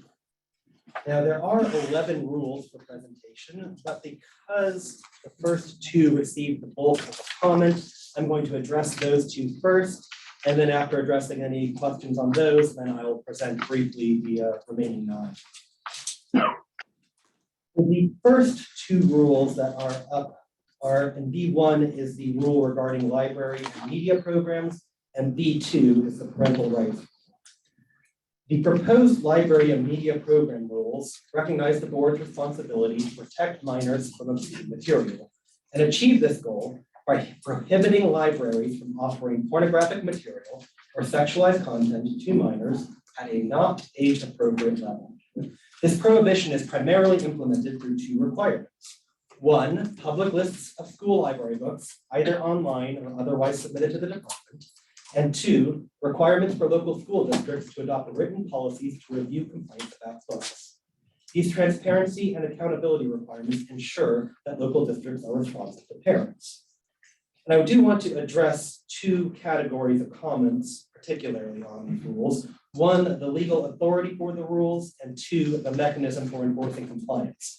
Some of my remarks on this rule will also apply to B2. Now, the board's legal authority for all rules at the outset derives from 2 sources.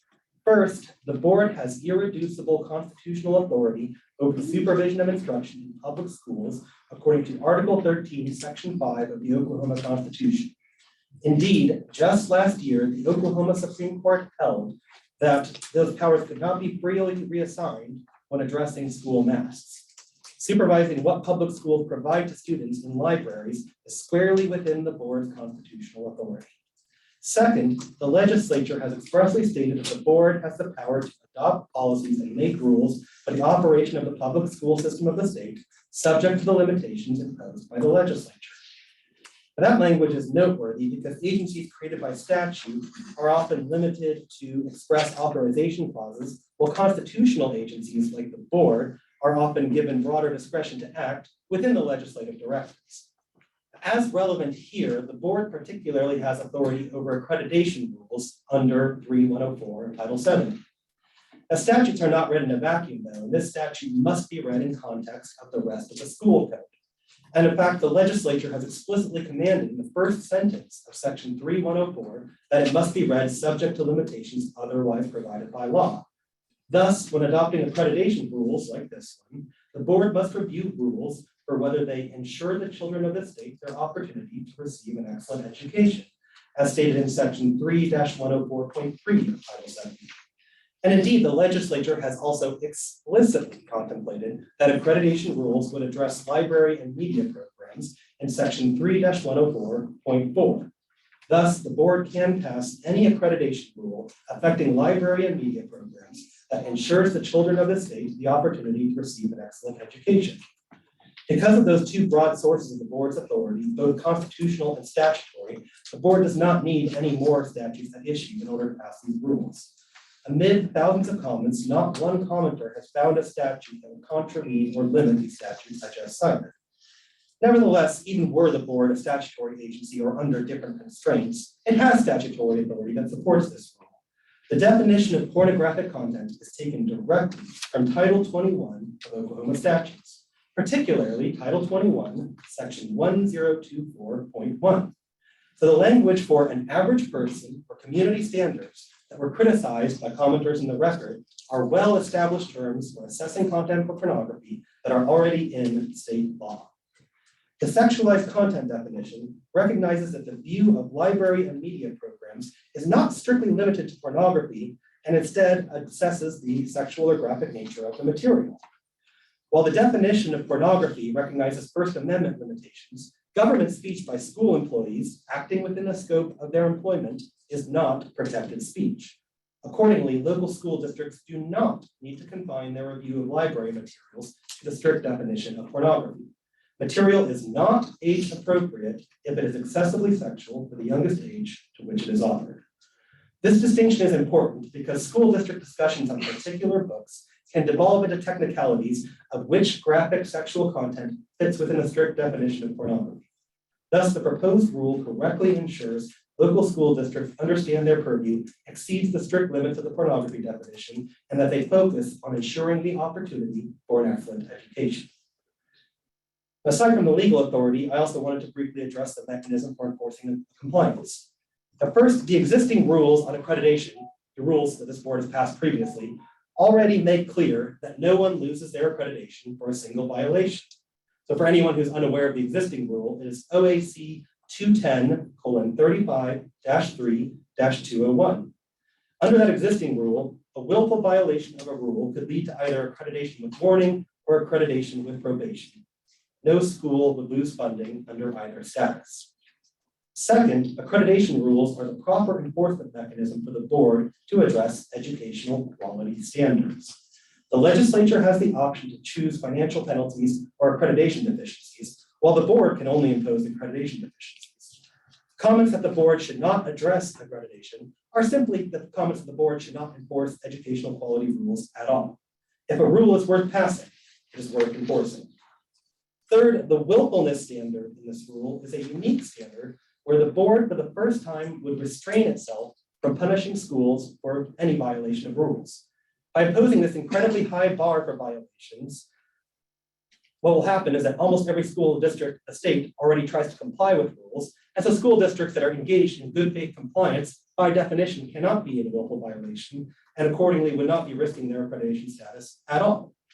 The practical effect of this standard is that the lack of accreditation penalties for negligent or reckless violations is that most local school districts face little risk of harm to accreditation status from this rule, other than a corrective action plan from the board telling them how to improve their compliance. So in short, the legal authority for the library rule is sound and the enforcement provision is both appropriate and limited. Now, I had given you all a copy too of a letter that I believe you've already seen that was written by a staffer in the Attorney General's office. There's been nothing written by the Attorney General on these rules at all. And in fact, the staffer who wrote the letter had reached out to me to clarify that that letter should not be understood as a comment on today's rules or anything that the board is doing. And indeed, having taken a look at the letter, my reading was that it essentially states that section 3104, if read in a vacuum, would be unconstitutional. That technical point is meaningless because law is not read in a vacuum, and because, as footnote 3 of that letter essentially concedes, section 3-104.3 and section 3-104.4 are constitutional and permit the board to adopt accreditation standards that ensure the children of this state have the opportunity to receive an excellent education. And because 3104, like I noted, states in its opening sentence that it must be read subject to limitations otherwise provided by law, as long as you are staying within the limitations for accreditation standards, you are properly exercising your authority. Thus, I don't think the letter has any effect on the pending rules, and the person who signed it told me you should not take it as any comment on the rules today. Now, my remarks will be much shorter on the parental rights rule because a lot of it overlaps between the two here. The parental rights rule simply begins enforcement of the Parents' Bill of Rights, which the legislature enacted several years ago. It's in 25 OS 2001-2005. And there's essentially three components to this rule. First, schools must use the notice for sex education to implement the requirement in the Parents' Bill of Rights that parents can object to instruction in sex, morality, or religion. And so the notice is one that would have to comply with 25 OS section 2003. And so it is currently an opt-out notice because that's what state law requires, section 2003. Second, schools must not hide material information from parents regarding their children, as stated in 25 OS section 2002. State law reserves the right to hide information from parents to law enforcement personnel alone, not to any governmental official. In addition, state law already directs that parents, not school officials or any other government official, has the fundamental right to direct a minor's education, to direct a minor's upbringing, the moral or religious training of a minor, and the healthcare decisions for a minor. A school official who knows information relevant to those fundamental rights and fails to disclose the information to parents is defying state law, placing themselves above the parents in direct violation of 25 OS Section 2002. The 30-day timeline in the proposed rule for material changes reasonably expected to be important to parents simply sets an expectation for how school officials should comply with the primacy of parents over any governmental officials as the legislature directed in the Parents' Bill of Rights. Third, in addition to the opt-out requirement, schools must allow parents to inspect instructional materials related to sex, morality, or religion, again as contemplated in 25 OS Section 2003. This requirement is already in statute, but we've received reports that not all schools comply. Thus, the legal authority for this rule exists in three sources: constitutional authority, as I discussed previously, the rulemaking authority, as I discussed previously, and also the Parents' Bill of Rights in 25 OS 2001-2005. The rules essentially ensure that local school districts comply with state law. Likewise, the penalties here operate in the same manner as the penalties for the library rule. And so what I told you for libraries and accreditation would also apply here. And one final note, some commenters asked why the board should enforce requirements that already exist in state law. The comment record also contains the answer to that question. Indeed, the department has received numerous comments suggesting that parents are presumed dangerous unless cleared as safe by school employees, when state law establishes the opposite presumption, that parents have the fundamental right to control the education of their children, and school employees are subservient to that fundamental right. Thank you. Thank you. Some people espouse a view diametrically opposed to state law suggests that the statute needs meaningful enforcement, and the proposed rule properly stops schools from nullifying state law on parental rights. So with those comments, I have given you both a final version and a red line version that shows the adjustments after the comment record, and I would commend the passage of both B1 and B2, and I'm available for comments or questions on either one if you have them.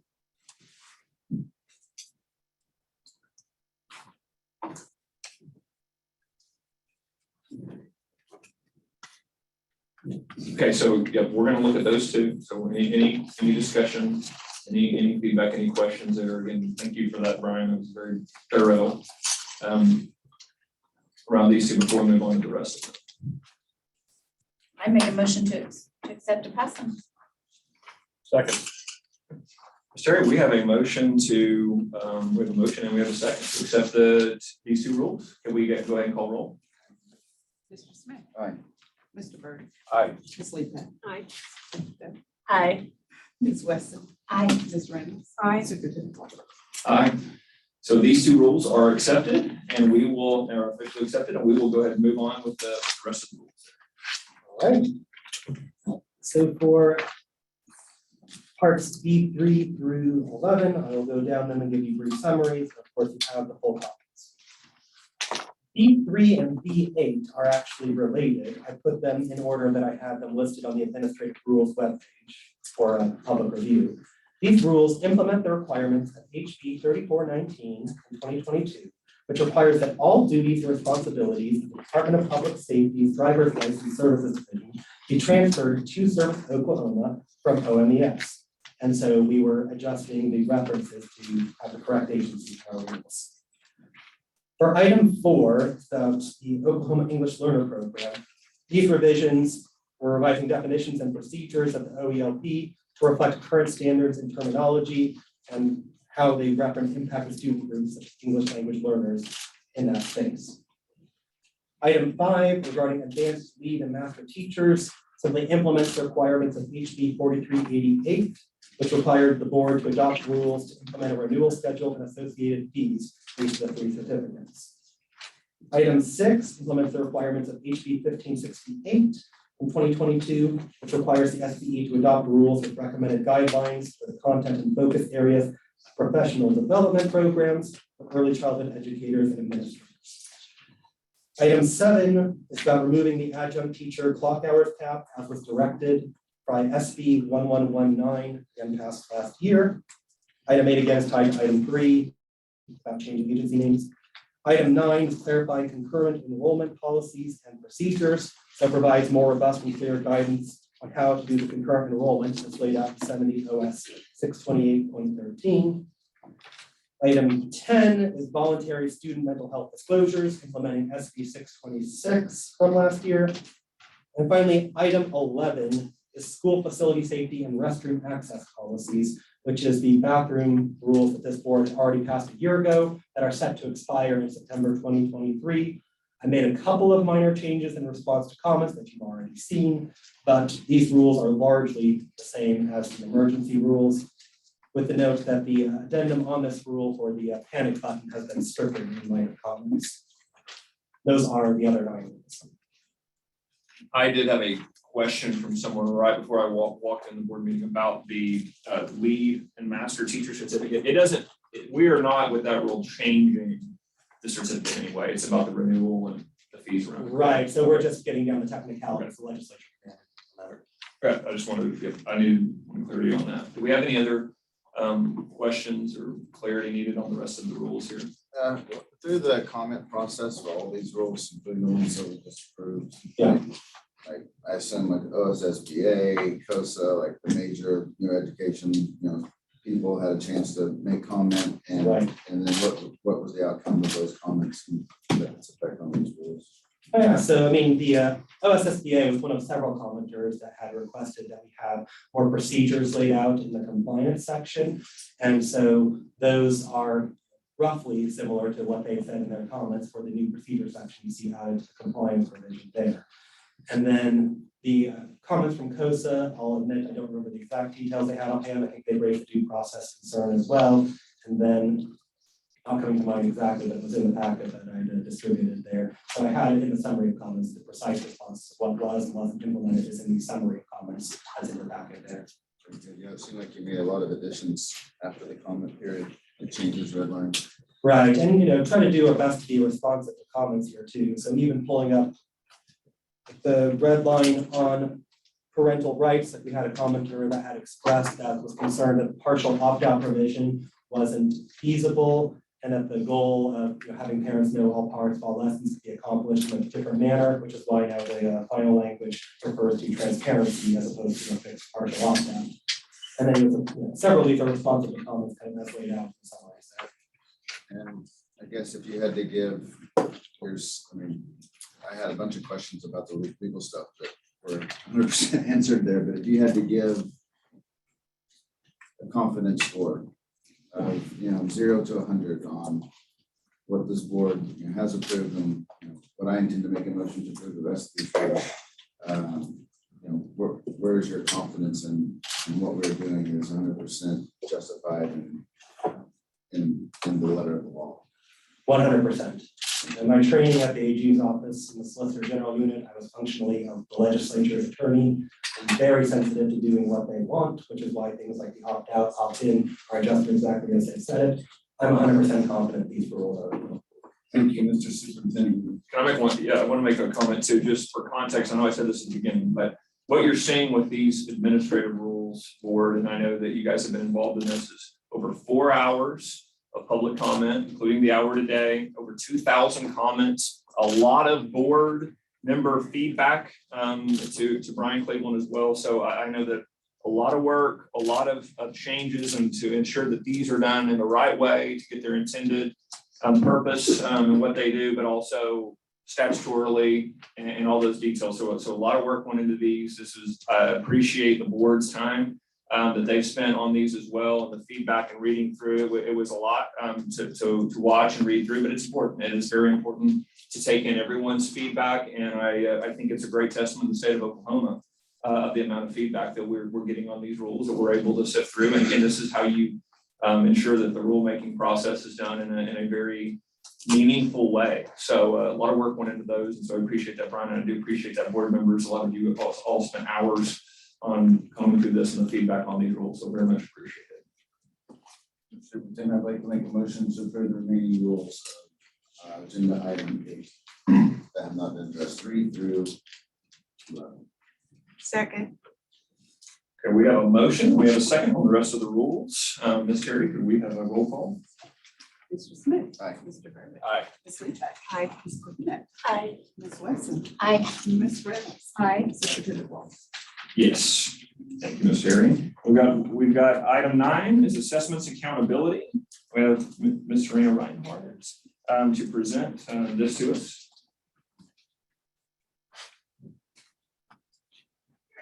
Thanks, Serena. I guess.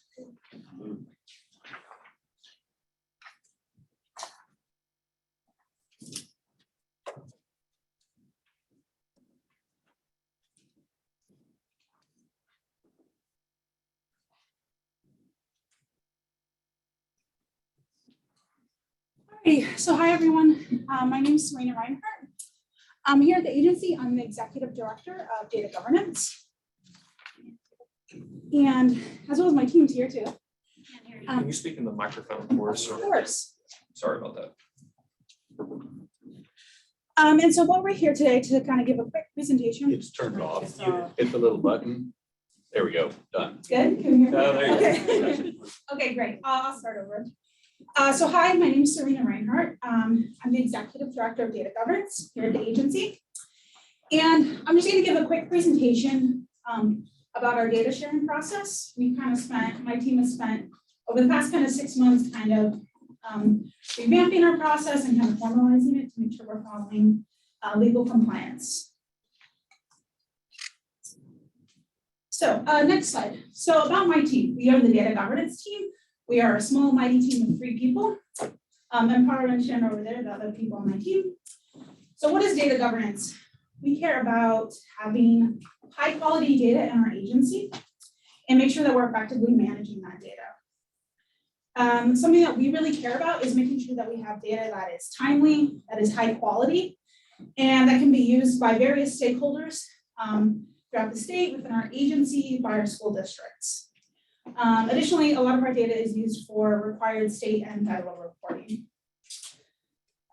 Something else that our team is heavily involved with is creating a lot of the policies and processes around how we manage our data, just to make sure that we are being structurally sound with securing our data. And that's where this kind of comes in, is we've been working on the process for how we kind of formally share our data with third parties. So next slide, why do we care about this? We care a lot about student data privacy on my team. We want to make sure that we are always safeguarding our student data and that it is always protected. And from a kind of very basic level, we care about legal compliance. Just to familiarize you guys, we have the Family Educational Rights and Privacy Act, FERPA, which is federal law about how we protect student data. We also care about the Oklahoma Student Data Accessibility, Transparency, and Accountability Act, which basically kind of reaffirms FERPA and kind of expands upon it in certain ways. And kind of beyond just caring about being legally compliant with how we handle student data, we also want to protect our students from harm, things like identity theft or some sort of predatory behavior that could be used, that their data can be used for. We want to protect against any potential financial risks that are associated with data. And additionally, we want parents and families and the public to feel confident that we are protecting their students' data, it is secure with us, and there's kind of that public confidence in our use of data. And so kind of getting into kind of the data sharing process we have. So here at the agency, we receive hundreds of requests for our data every year. And if you can kind of bucket these into kind of 3 categories, we receive a lot of internal requests. So people within our agency, they need data for, say, a grant application, or maybe they just want data for like decision-making purposes. So that's a lot of our data requests we fill. You're also familiar with probably open records requests. So this is any member of the public can fill out the form on our website and request data. So we get lots of those from various people, just parents, the public, media, all different types of groups. And then kind of finally, we have what are called data sharing agreements, and these are kind of these written contracts that we establish. And to kind of differentiate between what would be an open records request versus what would be a data sharing agreement is kind of these 2 points on here is one, with an open records request, we would only ever provide aggregate data. So say someone wanted graduation data and they submit an open records request, we would provide that at, say, the state level or the school district level. But if someone wanted that at the student level to say, this student graduated, this one didn't, they would have to have a written data sharing agreement with us. And second off, what kind of differentiates these is the application of redaction rules. So with open records requests, sometimes we would apply redaction rules to small n sizes to keep data confidential. But if we have a written established data sharing agreement, we don't have to apply those same redaction rules because there are different privacy and security measures included in the written agreement. Yeah. Like what type of entity would have a written data sharing agreement with the department? Great question. Next slide. So we don't have honestly that many data sharing agreements active here at the agency, but the types of groups that we do have them with, it's a majority of other state agencies. We share a lot of different data with other state agencies to maybe provide services. Maybe we're sharing data because there's a federal reporting requirement that requires data from both agencies. So that's a lot of them. We also have some data sharing agreements with some of our tribal governments. We have some with like researchers and nonprofits. So an example of this is we have an active DSA that is using some of our student level data to test or to study the effectiveness of our PK programs and looking at how that impacts student success. So these are the type of groups that we establish these written agreements with. Does that answer your question or do you have any? Okay. And so basically in establish these, we've been trying to really formalize how we update, improve, and establish these types of agreements. And so what we're looking for from the board today, and I think it was included in your guys' documents, is just to kind of approve the workflow that we have for establishing and approving these types of agreements. And I'll kind of, we'll just walk through kind of the workflow that we've established for these. So say a third party is interested in establishing a data sharing agreement with us. They would submit a request through our data request form that would then notify my team that something has been submitted. And that would then get reviewed by the Data Request Access and Use Subcommittee, which is a group of about 5 staff members here at the agency, chaired by Amparo Macias, who's here.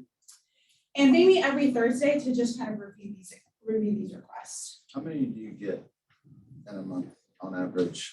For establishing these, not very many. Like right now, we're probably actively working on 4. So not that many of these. And that's probably a kind of a heavy one for us. When you say researchers, going back to your Sure. groups that you have agreements with, what sort of researchers? Are you talking about like universities? Yeah, we have one, well, I think it's finalized now, but we had one with OU. They were doing kind of research on our virtual schools. The one I talked about with PK, that was with Georgetown. So there's some researchers there working on that. So yeah, it's a lot of universities. And board, I do want to make 2 comments about the type of data we're talking about here, and Serena is very smart and explains this well. Aggregated data, not the individual data. This is your high level where these entities can take a look and see how many folks are going to a career tech or in an AP program, things like that. And the reason we wanted to bring this to the board is because the previous administration had been granting these data share agreements without a criteria that was approved by the board. We take student data very seriously, and the privacy around student data very, very seriously. So what we wanted to bring before the board is the ability to look through the process, and Serena, I appreciate you laying this out, so that you can see and we can make a board decision on, is this the process we can follow to ensure, even though it's not the individualized data, it's just the high level data, that this is the way we want this workflow to process. So we wanted that to be a board discussion about ensuring that this is the workflow that we wanted. Is there a timeline from when a request comes in to how that is dealt with? Like average length of time it takes. Average length, priority status, that sort of thing. Yeah, a lot of these are things like, I think of our addition with like career tech is something that we renew annually, so we know it's coming up and we renew that like every year, say May. But if it's like a brand new one, it does take a while for it to go through our process. I mean, I would say at least a minimum of 2 months you're looking at. And I will point out, we've got Career Tech Director Brent Hagan in the room. I do appreciate that, and they've been great, because again, we're trying to make sure that they know and we know, our high school students getting access, or what programs, he's making decisions about what career tech can offer what program. One of the things we want to make sure is, hey, if a bunch of kids want to be a welder in Etoka County, does a local career tech see this coming, that, hey, in a few years, wow, we might want to add, 100 more welding spots, things like that. So they've been great partners. We really appreciate Director Hagan over there, but I just want to give you a practical thing that we've been working on, sharing data with them so that they can make decisions. Yeah, or like another great example is sharing data with higher regions. How many of our high school graduates are going on to enroll, things like that. So, and to provide a bit more context, the process before this was kind of established was a bit ad hoc. So there was kind of a process, but this is really just to kind of formalize it so we know the exact process for evaluating these types of agreements. Okay, so after it gets reviewed by the subcommittee, also included in the Word documents was the rubric that they use to evaluate these agreements. If you go to the next slide. So there's a lot on that rubric, but kind of the 4 main categories that we're considering when do we want to approve or deny this request is, 1, does this request meet a FERPA exception? So within FERPA, there are certain circumstances where we can share student data, so it doesn't meet one of those exceptions. Does the agency have the data that they're requesting? So we'll get a lot of requests asking for data that we don't even have, maybe another state agency has it. 3 is, how is the requester planning to use the data? Do we view it as an appropriate use? Does it align with agency priorities? And then kind of 4th, the person requesting it, do they have experience handling data? Do we trust that they can securely handle our information? So after the subcommittee kind of populates this rubric, they make a formal recommendation to our data governance board, which is a group of 11 of our basically kind of top data people in the agency. This is a group that meets monthly, and they would review that rubric and then either vote to either approve or deny that request. Next step after that is my team would start kind of populating the written agreement that would be established. We have basically an established template that we would populate with the needed information. We would send to the third party, so say it's Career Tech, we would send them the agreement, get their approval, get their signature and everything. And then it would come back to our team for internal review, go through a kind of EPRO process, which requires approval from the head of my division, legal, procurement, and then finally a signature from Superintendent Walters. After that is approved, we kick it back to Amparo, who would work with the division who has the data to kind of fill it, work with the data analyst to get the data that they're needing. Amparo would review that data, make sure it's kind of complete, make sure there's no concerns with it. And then that data would be sent back to the requester through a secure file transfer system. And after that, I mean, that's kind of the completion of that, and as long as there's no further exchange of data. We also have an internal kind of SharePoint website that tracks all these. This is just an example. So anyone in our agency can see what current active agreements we have in place and find some of the details on the SharePoint. So that's all I have, kind of just outlining our process for approving these agreements. If I don't have any questions, comments, concerns, happy to take them. Good job. Thank you. No, I'm good. I asked my question. Check it on. Motion to approve. Second. Okay, Ms. Terry, we have a motion. We've got a second. If you want to call the roll for us. Mr. Smith. Aye. Mr. Byrd. Aye. Ms. Lepe. Aye. Ms. Cooper. Aye. Ms. Weston. Aye. Ms. Raines. Aye. Yes, so that is approved. Thank you, Serena, for the presentation. We do not have any new business unless okay. So next item is I just need a motion to adjourn. Everyone who wants to adjourn, say aye. Aye. Second. I need a second, sorry, second. Thank you. Everybody. Rush to get settled.